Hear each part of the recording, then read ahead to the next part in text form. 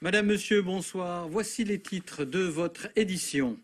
1008 personnes en confinement dans 4 hôtels de Nouméa. Comment s'occuper au quotidien en attendant la fin de la quatorzaine? Nous ferons le point avec un témoignage dans ce journal.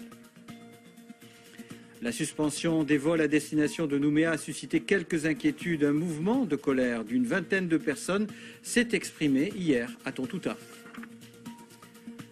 Les commerces de l'hôtellerie et de la restauration face à la crise du coronavirus, ils représentent 4 700 emplois salariés. Toutes les enseignes s'adaptent et résistent en attendant une prochaine reprise. Vivre en confinement pendant 14 jours, c'est le lot désormais de 1008 personnes placées en quatorzaine dans 4 hôtels de Nouméa. Alors comment vivent-ils cette expérience d'isolement? Le témoignage d'une passagère avec Laura Chintu et Cédric Michaud. Ils sont 1008 personnes à avoir été prises en charge et placées en quatorzaine dès leur sortie de l'avion. Immédiatement répartis dans 4 hôtels de Nouméa, réquisitionnés pour l'occasion, certains témoignent de leur quotidien pendant ces premiers jours d'isolement. Depuis qu'on est dans l'avion, on n'a eu aucune info, même pas on savait qu'on allait à l'hôtel ni rien. Les seules interlocutrices qu'on a, c'est des étudiantes infirmières qui hier n'étaient absolument pas protégées, ni masque, ni blouse, ni rien. Aujourd'hui, ça a un peu changé, mais voilà. Bon, on a improvisé pour faire la vaisselle, etc. Ils sont seuls, en couple ou avec des enfants. Ils devront tous passer 14 jours enfermés dans leur chambre d'hôtel, au rythme des livraisons des repas qui leur sont apportés 3 fois par jour. Poulet, riz, ça a l'air bon. Ils n'ont évidemment pas le droit de sortir de leur chambre et n'ont aucun contact avec l'extérieur. Leurs familles ou amis peuvent uniquement venir leur déposer des affaires en bas de l'hôtel. Alors pour tuer le temps, tous les moyens sont bons. On essaye de s'occuper en regardant des films, en lisant, en faisant du sport. Mais voilà, c'est super long. On est entouré de policiers qui nous surveillent. Des policiers ont effectivement été postés devant les sorties des hôtels pour s'assurer qu'aucune personne placée en quatorzaine ne puisse sortir des établissements. Vous le savez, 2 cas de coronavirus sont pour l'instant avérés en Nouvelle-Calédonie. La situation sanitaire est toujours surveillée de très près. Aujourd'hui, lors de sa conférence de presse quotidienne, le gouvernement a fait plusieurs annonces et notamment le point sur les mesures de rapatriement des Calédoniens bloqués à l'extérieur du pays. Natacha Cogna et Cédric Michaud. La Nouvelle-Calédonie est déjà dans l'état d'urgence sanitaire qui a été déclaré par la métropole. À l'heure actuelle, pas de nouveaux cas de Covid-19 dans le pays. 28 tests ont été effectués hier, ils sont tous négatifs. 838 personnes sont toujours en autoconfinement. Quant au nombre d'individus confinés dans des hôtels de la place, il s'élève désormais à 1008. Face au manque de place dans les structures d'accueil, les liaisons aériennes à destination de la Nouvelle-Calédonie ont été suspendues vendredi à minuit. 1500 personnes seraient bloquées en métropole et à l'étranger. Nous allons organiser un plan de rapatriement de ces personnes de manière prioritaire, en fonction des capacités d'accueil d'isolement. Ce plan de rapatriement sera mis en place extrêmement rapidement en fonction des capacités d'accueil pour isoler au mieux les personnes résidentes, parce que les non-résidents ne sont plus admis en Nouvelle-Calédonie, les personnes résidentes qui reviendront en Nouvelle-Calédonie pour les placer en isolement pour éviter tout risque de propagation de l'épidémie en Nouvelle-Calédonie. Pour toute question, la population peut se renseigner auprès de la Maison de la Nouvelle-Calédonie ou sur www.diplomatie.gouv.fr pour contacter une ambassade à l'étranger ou encore composer gratuitement le 05 05 05, la plateforme de la Direction de la Sécurité civile. Autre annonce phare du gouvernement, un plan économique qui devrait être présenté la semaine prochaine. Avec le soutien de l'État, des mesures devraient être prises pour aider les entreprises calédoniennes. Le représentant de l'État, le haut-commissaire, nous a garanti de la solidarité de l'État pour justement garantir les mêmes mesures qu'en métropole et les adapter à la Nouvelle-Calédonie. Et donc je rentrerai dans le détail en début de semaine prochaine pour présenter l'ensemble de ces mesures. Dans l'attente, je vous annonce que le report de la déclaration papier de l'impôt sur le revenu des personnes physiques de 15 jours, du 31 mars au 15 avril. C'est une première étape, on verra si cette mesure doit s'adapter. Une possibilité d'échéancier dès à présent du paiement de l'impôt sur les sociétés pour les entreprises du secteur du tourisme. Pour lutter efficacement contre la propagation du coronavirus, les gestes barrières doivent être largement adoptés. 200 000 masques ont été distribués hier au personnel soignant. 1 million devrait être prochainement commandé. Et j'ajoute un numéro utile, il concerne les personnels soignants souhaitant faire garder leurs enfants. Il faut composer le 20 49 05, je répète, le 20 49 05 pour la province sud.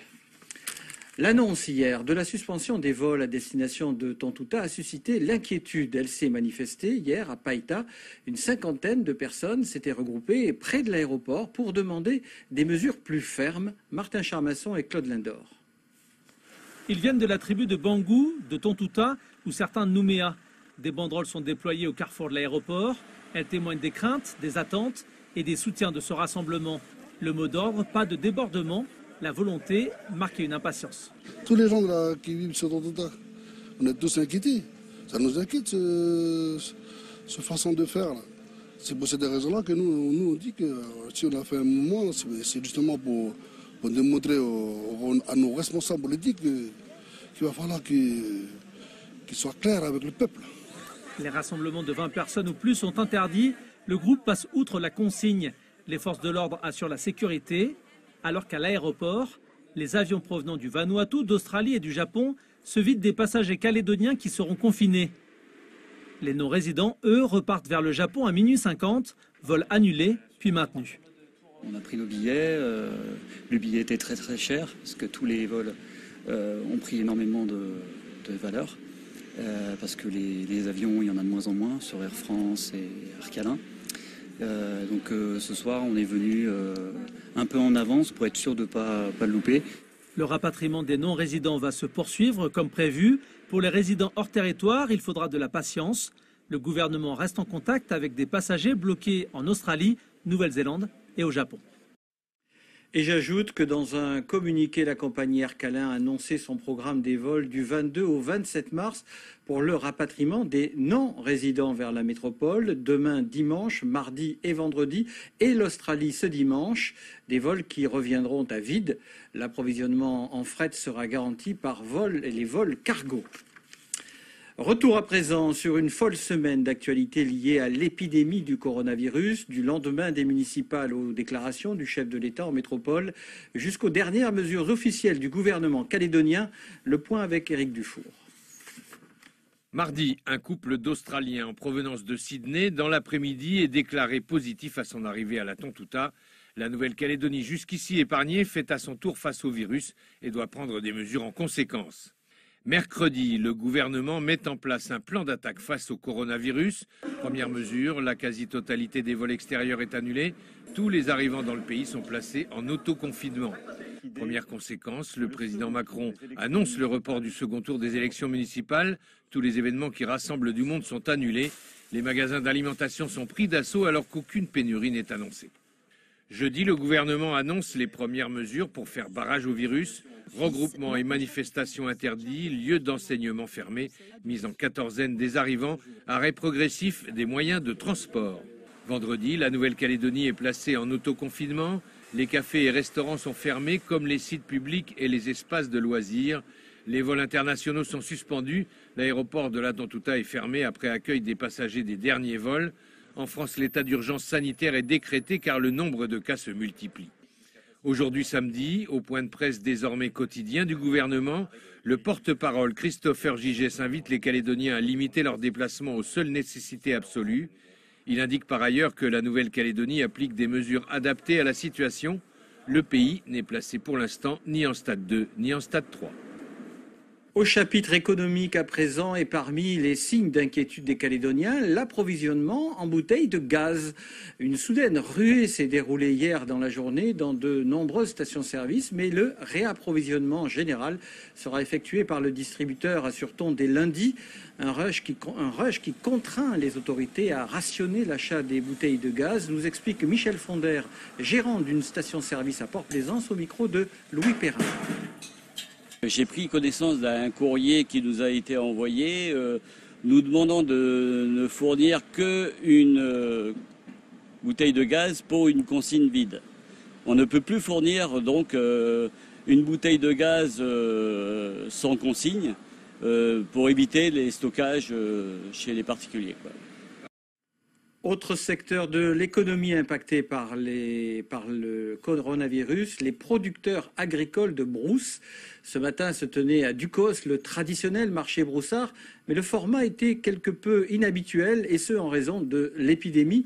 Faible affluence, mais gestes barrières et précautions étaient de mise.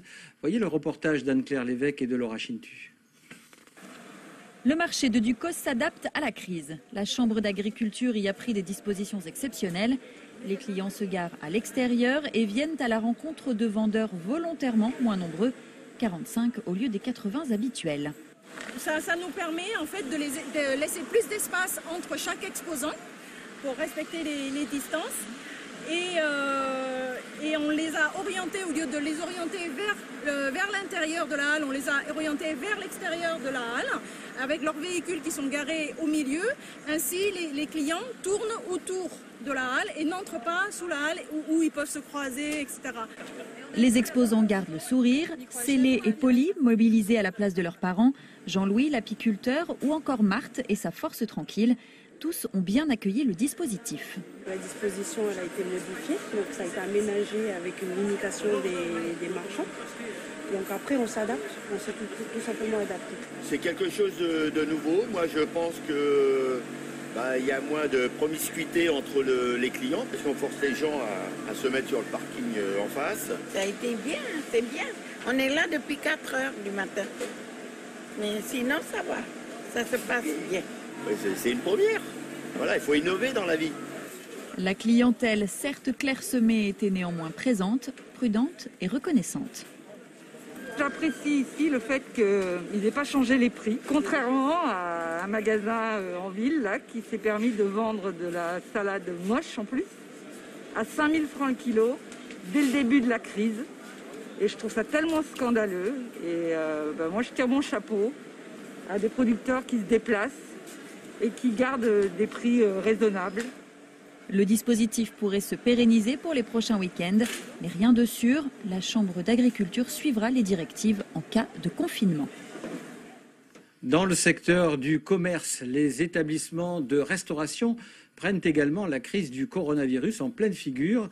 Certains tentent de faire face en s'adaptant et en produisant des plats à emporter, une manière de surmonter et d'éviter les réductions de personnel. Bernard Lassos et Claude Lindor.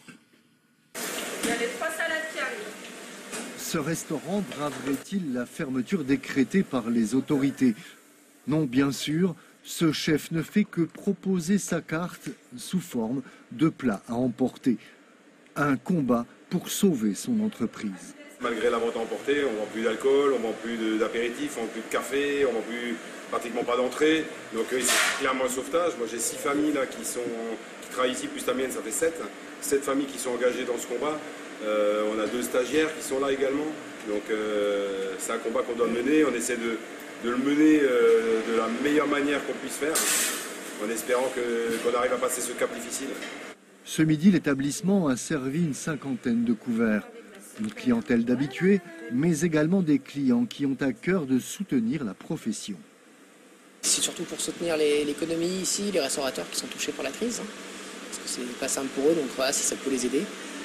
Dans la profession, la vente à emporter fait tache d'huile. Cela permet bien souvent d'écouler les stocks, mais aussi de maintenir une petite partie de l'activité. Pour sauver les emplois, c'est plus aléatoire. Ici, une dizaine de salariés sont d'ores et déjà en chômage partiel. Actuellement, sur mes 12 salariés, j'en ai que 2 qui travaillent et qui sont effectivement à tiers-temps pour assurer ce service de plats emportés. Mais je ne compte pas avoir plus de 20 ou 25% du chiffre d'affaires pour un restaurant. D'autres n'ont pas cette possibilité qui d'ailleurs ne ferait qu'aggraver le déficit. Déjà 1,4 million de pertes quotidiennes annoncées et 32 emplois menacés. Ce restaurateur en profite pour ordonner un grand nettoyage de printemps. Alors non seulement on va perdre de l'argent, mais on est obligé de réinvestir. On a décidé de tout remettre en ordre, d'agrandir notre établissement, de pouvoir le rénover, tout refaire. Plus courante est la litanie des rideaux tirés sur ces commerces fermés pour cause de coronavirus, et dont un certain nombre ne sortiront pas indemnes de cette pandémie. Le secteur hôtellerie-restauration concerne 4700 emplois. Le confinement, pour finir, on en parle à nouveau avec des artistes internationaux cette fois. Ils s'emparent des réseaux sociaux. Depuis quelques jours, le monde de la culture et du spectacle se trouve bloqué par la force du confinement. Pour adoucir cette crise, la musique semble être pour certains d'entre eux un bon remède. Le reportage de nos confrères de France 2.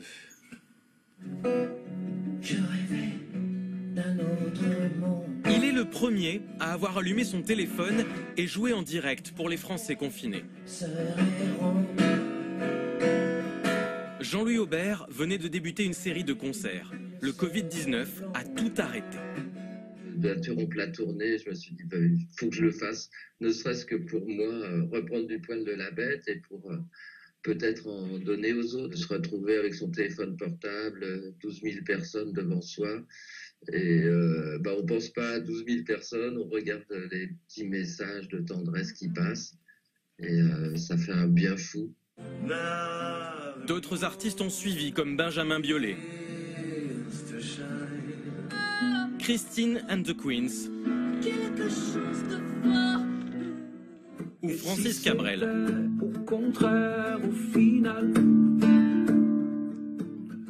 La grande Sophie a composé une chanson inspirée par la crise sanitaire. Vivement l'après, auprès de toi. Autre décor, autre genre de musique. Sur Twitter, Renaud Capuçon donne rendez-vous tous les jours aux fans de musique classique. C'est beaucoup de feeling. J'essaye de ne pas mettre que des morceaux qui sont tous mélancoliques à la suite. Voilà, j'essaie de faire une sorte de variation de nuances, de style. Le phénomène est mondial. Chacun avec son téléphone. Bono de U2. Concert à la demande et à domicile pour le leader de Coldplay, Chris Martin.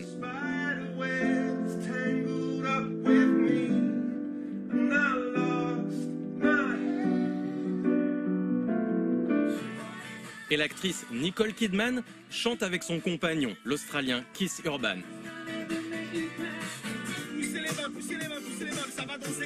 Et pour faire de l'exercice, le DJ Bob Sinclair passe derrière les platines, tous les jours à 14h. La musique, un remède temporaire pour supporter la crise. Voilà, avant de se quitter, le rappel du principal titre de cette édition. La suspension des vols à destination de Nouméa a suscité hier quelques inquiétudes. Un mouvement de colère d'une vingtaine de personnes s'est exprimé à l'aéroport de la Tontouta. Merci pour votre fidélité. L'info, c'est aussi sur notre site web et à la radio. Nous, on se retrouve demain à 19h30. Excellente soirée sur la première, évidemment.